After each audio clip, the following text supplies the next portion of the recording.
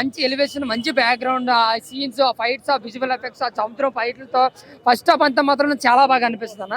ఇంకా second half వచ్చి అడిగిన ఒక ఇన్నోసెంట్ క్యారెక్టర్ వస్తుంది కాబట్టి మన ఫస్ట్ హాఫ్ అంతా బిర్యానీ తిన్న తర్వాత పెరిగానమే నచ్చుతుంది అన్న రేంజ్ లో సెకండ్ హాఫ్ అనిపిస్తుంది. బట్ బోర్ అయితే కొట్టదు, బట్ కామెడీగా చాలా క్లాసిక్ వెళ్ళిపోతుంది. మళ్ళీ క్లైమాక్స్ మళ్ళీ అండ్ గూస్ బాంబ్స్ అండ్ మళ్ళీ ఏదైతే మనకి విజిల్స్ చేసే సీన్స్ ఉంటాయి అనమాట.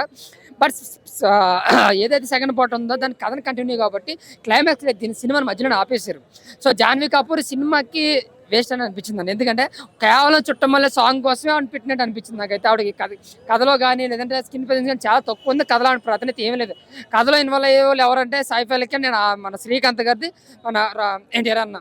ఇంకా సాయి పల్లవి గారి క్యారెక్టర్ కూడా చాలా బాగా అనిపించింది. హీరో సమానంగా ఉంటుంది మనకి సాయి పల్లవి గారి క్యారెక్టర్ కూడా. విలన్ అనే మాట కానీ క్యారెక్టరేషన్ అయితే మాత్రం హీరో సమానంగా అనిపించింది. ఎలివేషన్ కూడా చాలా బాగా అనిపించింది. సో ఫస్ట్ హాఫ్ అంతా ఎలివేషన్స్తో గూస్ బాంబ్స్తో మనకి ఆ సముద్రం ఫైట్తో చాలా అంటే చాలా బాగుంటుంది. బట్ సెకండ్ హాఫ్ వచ్చేవాడికి ఏంటంటే ఒక ఇన్నోసెంట్ క్యారెక్టర్ కూడా కొంచెం స్లో బోర్ కొట్టదు, బట్ కొంచెం స్లో అనిపించింది. ఇంకా హిట్ అన్న సినిమా. రాజమౌళి గారి సెంటిమెంట్ అనేది చాలా ఏళ్ళ తర్వాత బ్రేక్ చేశారనుకోవచ్చు కొరటాల శివ.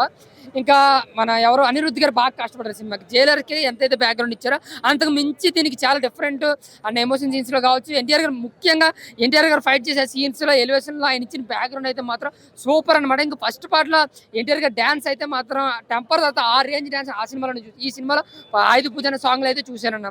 నేను చెప్తాను కదా, రాసుకున్న డైలాగ్స్ కానీ లేదంటే ఏదైతే కంటెంట్ ఉందో అదైతే రొటీన్ కథ అయినా సరే ఆయన టేకింగ్ తో డైలాగ్స్ తో మైమర్పించారు కొరటాల శివ గారు. ఎంతైతే కష్టపడో దానికి ప్రాణం పెట్టారో మన ఎన్టీఆర్ గారు. సో ఓవరాల్ గా సినిమాకి ముగ్గురు హీరోలు, అటు అనిరుద్ధ్, ఇటు కొరటాల శివ అండ్ ఎన్టీఆర్ గారు సినిమాని నెక్స్ట్ లెవెల్లో పెట్టారు. నాకైతే చాలా బాగా అనిపించింది. అటు ఫ్యాన్స్కే కాదు, ఇటు అదర్ ఫ్యాన్స్ కూడా. ఒక ప్రభాస్ ఫ్యాన్గా నాకైతే ఫస్ట్ హాఫ్ అయితే ఓచుకోదన్నా, బట్ సెకండ్ హాఫ్ మధ్యలో ఆపేశారు కాబట్టి అది నేను హిట్ హాఫ్ అని చెప్పలేను. బట్ సినిమా ఎక్కడ బోరు కొట్టదు. ఫస్ట్ హాఫ్ అయితే చట్లు చింపుకోవచ్చు, సెకండ్ హాఫ్ వచ్చేవాడికి పెరిగి అనలా ఉంటుంది.